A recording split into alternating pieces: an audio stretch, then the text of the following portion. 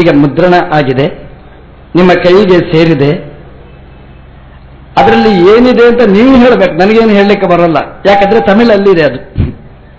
ರಘುನಾಥ ವಿಜಯ ಮಾಡಿದ ಸ್ವಾಮಿಗಳು ಕನ್ನಡದವರು, ಆದರೆ ಅವರ ಗ್ರಂಥ ಭಾಷಾಂತರದ್ದು ತಮಿಳಲ್ಲಿ, ನಿಮ್ಮ ಜಾಗದಲ್ಲಿ. ಇನ್ನೂ ಕನ್ನಡದಲ್ಲಿ ಅದರ ಭಾಷಾಂತರ ಆಗಲಿಲ್ಲ.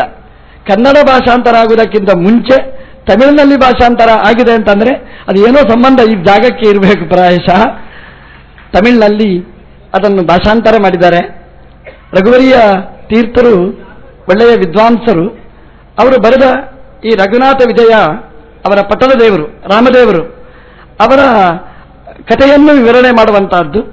7 ಕಾಂಡಗಳ ಕಥೆಯನ್ನು ಬಹಳ ಸೊಗಸಾಗಿ ನಿರೂಪಣೆ ಮಾಡಿದ್ದಾರೆ. ಅಲ್ಲಲ್ಲಿ ಅವರ ವ್ಯಾಕರಣದ ಸಾಮರ್ಥ್ಯ, ಕಥಾ ನಿರೂಪಣೆ ಶಕ್ತಿ ಅದೆಲ್ಲ ನೋಡಬಹುದು.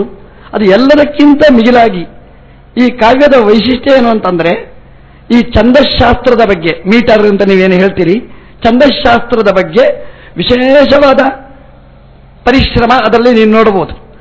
ಒಂದು ಶ್ಲೋಕ ಇದ್ದ ಹಾಗೆ ಇನ್ನೊಂದು ಶ್ಲೋಕ ಇಲ್ಲ. ಒಂದೊಂದು ಶ್ಲೋಕಕ್ಕೆ ಒಂದೊಂದು ಛಂದಸ್ಸಿನಲ್ಲಿ ಅವರು ರಚನೆ ಮಾಡಿರತಕ್ಕಂತಹ ಈ ಕಾವ್ಯ ವೃತ್ತರತ್ನಾಕರಕಾರ ಎಷ್ಟು ಛಂದಸ್ಸನ್ನು ನಿರೂಪಣೆ ಮಾಡಿದ್ದಾನೆ. ಅದಕ್ಕೆ ಪ್ಲಸ್ ಇನ್ನು ಕೆಲವು ಛಂದಸ್ಸು, ಹೊಸ ಛಂದಸ್ಸನ್ನು ಕೊಡುಗೆ ಕೊಟ್ಟು ಅಷ್ಟೂ ಛಂದಸ್ಸಿಗೆ ನಿಮಗೆ ಒಳ್ಳೆಯ ದೃಷ್ಟಾಂತ ನಿಮಗೆ ಸಿಗಬೇಕು ಅಂತಂದ್ರೆ ರಘುವರಿಯ ತೀರ್ಥರ ಈ ರಘುನಾಥ ವಿಜಯಕ್ಕೆ ನೀವು ಶರಣ ಆದರೆ ಒಳ್ಳೆಯ ದೃಷ್ಟಾಂತಗಳು ನಿಮಗೆ ಸಿಗುತ್ತೆ. ಯಾರಿಗಾದರೂ ಛಂದಶಾಸ್ತ್ರ ಅಧ್ಯಯನ, ಛಂದಶಾಸ್ತ್ರ ಅಂದರೆ ಬೇರೆ ಬೇರೆ ವೃತ್ತಗಳು, ಮೀಟರ್ಸ್, ಅದರ ಬಗ್ಗೆ ವಿವರಣೆ ಕೊಡತಕ್ಕ, ಒಂದು ಎಕ್ಸಾಂಪಲ್ ಕೊಡತಕ್ಕಂತಹ ಒಂದು ಕಾವ್ಯ ಇದು. ಅಂದರೆ ಆ ಛಂದಶಾಸ್ತ್ರದಲ್ಲಿ ವಿಶೇಷವಾದ ಪರಿಶ್ರಮ ಪಟ್ಟಿರತಕ್ಕಂತಹ ಆ ಸ್ವಾಮಿಗಳವರು ನಿಮಗೆ ಯಾವ ಛಂದಸ್ಸು ಬೇಕಾದರೂ ಕೂಡ ರಾಮದೇವರ ಕಥೆಯಲ್ಲಿ ನೀವು ನೋಡಬಹುದು. ವೃತ್ತರತ್ನಾಕರಕಾರ ಲೌಕಿಕ ಉದಾಹರಣೆಯನ್ನು ಕೊಟ್ಟಿದ್ರೆ ರಾಮದೇವರ ವಿಷಯವಾದಂತಹ ಉದಾಹರಣೆಯನ್ನು ಕೊಟ್ಟು ಅಷ್ಟೂ ಛಂದಸ್ಸನ್ನು ನಿರೂಪಣೆ ಮಾಡ್ತಾರೆ. ಛಂದಸ್ಸು ಬಹಳ ಮುಖ್ಯವಾದ್ದು. ಯಾವುದೇ ಜಪ ಮಾಡುವಾಗ ವಿಶ್ವಾಮಿತ್ರ ಋಷಿ ದೈವಿ ಗಾಯತ್ರಿ ಛಂದಃ ಅಂತ ನಾವು ಛಂದಸ್ಸು ಅಂತ ನಾವು ಹೇಳುತ್ತೇವೆ. ಛಂದಸ್ಸನ್ನು ತಿಳ್ಕೊಳ್ಳದೆ ಜಪ ಮಾಡಲಿಕ್ಕೇ ಬರುವುದಿಲ್ಲ, ಮಾಡಿದರೆ ಪುಣ್ಯನೂ ಬರುವುದಿಲ್ಲ. ಹಾಗಾಗಿ ಛಂದಶಾಸ್ತ್ರವನ್ನು ಚಂದವಾಗಿ ನಾವು ಅಧ್ಯಯನ ಮಾಡಲೇಬೇಕಾದ್ದು. ದೇವರಿಗೆ ಇಷ್ಟವಾದ್ದು ಆ ಛಂದಸ್ಸು.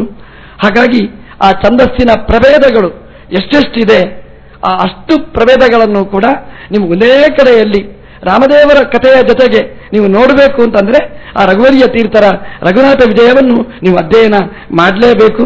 ಆ ರಘುವರಿಯ ತೀರ್ಥರು ರಘುನಾಥರ ಶಿಷ್ಯರ ಶಿಷ್ಯರ ಶಿಷ್ಯರು. ಅವರ ಗುರುಗಳು ರಾಘವೇಂದ್ರ ಸ್ವಾಮಿಗಳವರು. ಹೇಗೆ ಮಂತ್ರಾಲಯ ಮಠದಲ್ಲಿ ರಾಘವೇಂದ್ರ ತೀರ್ಥರು ಇದ್ದಾರೆ, ಪರಿಮಾರ ಮಠದಲ್ಲಿಯೂ ಅವರು ರಾಘವೇಂದ್ರ ತೀರ್ಥರು ಅಂತ ಇದ್ರು. ಅವರ ಪರಂಪರೆಯಲ್ಲಿ ಬಂದಿರತಕ್ಕಂತಹ ರಘುವರಿಯ ತೀರ್ಥರು ರಚನೆ ಮಾಡಿರತಕ್ಕಂತಹ ಈ ಗ್ರಂಥ ರಾಯರ ಈ ಸಪ್ತಾಹದ ಈ ಕಾಲದಲ್ಲಿ ರಾಮದೇವರಿಗೆ ಇಷ್ಟವಾದಂತಹ ಈ ಕಾವ್ಯದ ನಿರ್ಮಾಣ ಆಗುವುದು ಅದೊಂದು ಯೋಗ. ಹಾಗಾಗಿ ಇದರ ಪ್ರಯೋಜನ ತಮಿಳಿನವರು ಪಡೆಯಬಹುದು. ನಿಮಗೆ ಛಂದಸ್ಸೂ ಗೊತ್ತಾಗುತ್ತೆ, ರಾಮದೇವರ ಕಥೆನೂ ಗೊತ್ತಾಗುತ್ತೆ, ಸಂಸ್ಕೃತ ಭಾಷೆನೂ ನಿಮಗೆ ಬೆಳೆಯುತ್ತೆ. ಎಲ್ಲ ದೃಷ್ಟಿಯಲ್ಲಿ ಈ ಕಾವ್ಯದ ಉಪಯೋಗ ನೀವು ಪಡ್ಕೊಳ್ಬೇಕು ಅಂತ ಹೇಳ್ತಾ, ಇದನ್ನು ಭಾಷಾಂತರ ಮಾಡಿದವರು ಶ್ರೀಪಾದರಾಜು ಅಂತ ಅವರು ಭಾಷಾಂತರ ಮಾಡಿದ್ದಾರೆ. ಬಹಳ ಚೆನ್ನಾಗಿ ಭಾಷಾಂತರ ಮಾಡಿದ್ದಾರೆ ಅಂತ ಹೇಳಿದ್ದಾರೆ. ನನಗೆ ಗೊತ್ತಿಲ್ಲ ಏನು ಭಾಷಾಂತರ ಮಾಡಿದ್ದಾರೆ ಅಂತ. ತಮಿಳಲ್ಲಿ ಮಾಡಿದ್ದಾರೆ. ಅವರ ವಯಸ್ಸು 90ಕ್ಕಿಂತಲೂ ಜಾಸ್ತಿ ಆಗಿದೆ. ಆದರೂ ಅವರ ಈ ಭಾಷಾಂತರ ಮಾತ್ರ ತರುಣರು ಮಾಡಿದ ಭಾಷಾಂತರದ ಹಾಗೆ ಬಹಳ ಅಪೂರ್ವವಾದ್ದು. ಅವರು ಎಷ್ಟು ಕಷ್ಟಪಟ್ಟಿದ್ದಾರೆ ಅಂತಂದ್ರೆ 10 ಸಲ ಬಂದು ನನ್ನ ಹತ್ರ ಅದನ್ನು ಓದಿ ಹೇಳಿ, ನನಗೇನು ಅರ್ಥ ಆಗುತ್ತೆ ತಮಿಳು, ಅದನ್ನು ಓದಿ ಹೀಗೆ ಮಾಡಿದ್ದೇನೆ ಅಂತ ಅದರ ಸೌಷ್ಠವವನ್ನು ಉಪಪಾದನೆ ಮಾಡಿ ಬಹಳ ಸುಂದರವಾಗಿತ್ತು. ಕಷ್ಟಪಟ್ಟಿದ್ದಾರೆ. ಅವರ ಶ್ರಮ ಇಲ್ಲಿಗೆ ಮುಗಿದಿಲ್ಲ. ಈ ಪುಸ್ತಕ ಮುದ್ರಣ ಆಗಿದೆ, ಈಗ ಇನ್ನೊಂದು ಪುಸ್ತಕ ಇಟ್ಕೊಂಡು ಬಂದಿದ್ದಾರೆ.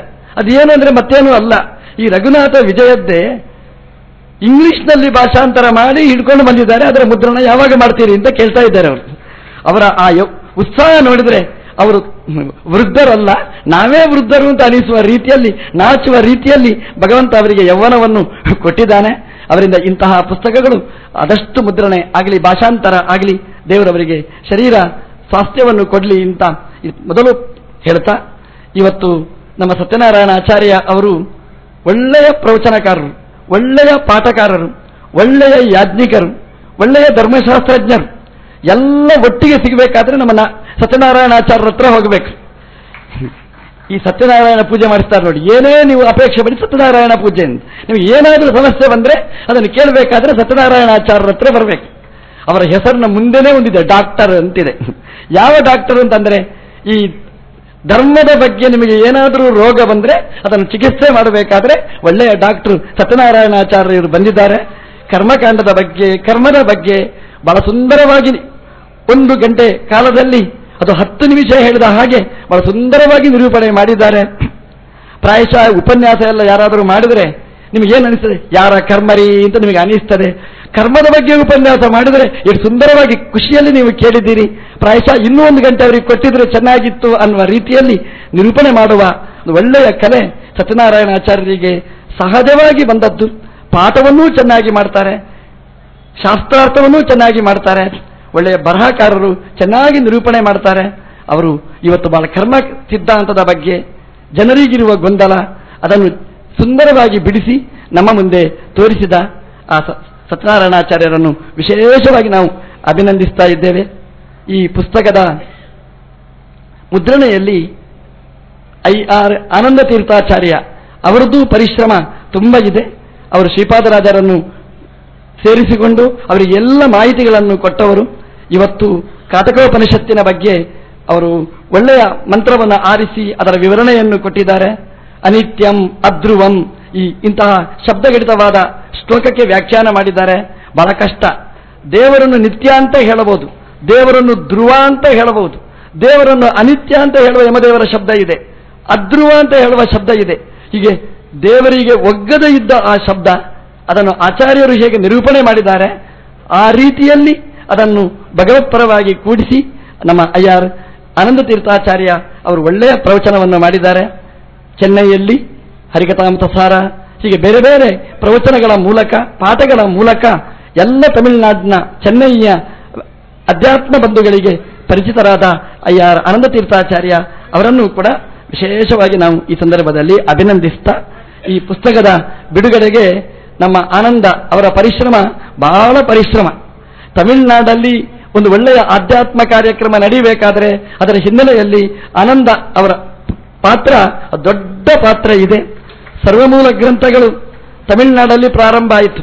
ಪ್ರಾಯಶಃ ಮಾಧ್ವರಾಗಿದ್ದರೂ ಇಡೀ ಸರ್ವಮೂಲ ಗ್ರಂಥ ಓದುವ ಸಂಪ್ರದಾಯ ನಮ್ಮಲ್ಲಿ ಬರಲಿಲ್ಲ. ಎಲ್ಲಿ ಚೂರು ಚೂರು ಖರ್ಚಿಗೆ ಬೇಕಾದಷ್ಟು ನೋಡುವ ಕ್ರಮ ಇದ್ದದ್ದು. ಆದರೆ ನಮ್ಮ ಆನಂದ್ ಅವರು ಹೊಸ ಮುಖವನ್ನು ಆರಂಭ ಮಾಡಿದ್ರು. ಅದು ಏನು ಅಂದರೆ, ಇಡೀ ಸಮಗ್ರ ಸರ್ವಮೂಲ ಗ್ರಂಥವನ್ನು ಮಾಧ್ವರು ಓದಬೇಕು ಅಂತ ಪ್ರಾರಂಭ ಮಾಡಿದ್ದು ತಮಿಳುನಾಡಿನಲ್ಲಿ, ಚೆನ್ನೈಯಲ್ಲಿ. ಅವರು ಆನಂದ ಅವರ ದೊಡ್ಡ ಪರಿಶ್ರಮ ಇವತ್ತು ಮತ್ತೆ ಈ ಪುಸ್ತಕದ ಹಿನ್ನೆಲೆಯಲ್ಲಿ ಅವರದ್ದು ಪಾತ್ರ ದೊಡ್ಡ ಪಾತ್ರ ಇದೆ. ಅದೇ ರೀತಿ ನಮ್ಮ ಈ ಸಪ್ತಾಹದ ಬಗ್ಗೆನೂ ಕೂಡ ಅವರದು ದೊಡ್ಡ ಪಾತ್ರ. ಯಾಕಂದರೆ ಈ ತಿರುವಳ್ಳೂರಿನಲ್ಲಿ ಕಾರ್ಯಕ್ರಮ ಮಾಡಬೇಕು, ತಮಿಳಿನ ಮಧ್ಯದಲ್ಲಿ, ಆದರೆ ಅವರಿಗೆ ಕನ್ನಡದಲ್ಲೇ ನಾವು ಉಪನ್ಯಾಸ ಮಾಡಬೇಕು. ತಮಿಳಿನವರಿಗೆ ಕನ್ನಡ ಕೇಳಿಸುವ ಕಾರ್ಯಕ್ರಮಕ್ಕೆ ಮೂಲ ನಾಂದಿ ನಮ್ಮ ಆನಂದ್ ಅಂತ ಅವರನ್ನು ವಿಶೇಷವಾಗಿ ಈ ಸಂದರ್ಭದಲ್ಲಿ ಹೇಳ್ತಾ, ಎಲ್ರಿಗೂ ದೇವರು ಒಳ್ಳೆದು ಮಾಡಲಿ ಅಂತ ಹಾರೈಸ್ತಾ, ಮತ್ತೆ ಗುರುಸ್ತೋತ್ರದ ಬಗ್ಗೆ ಒಂದು 4 ಮಾತುಗಳು.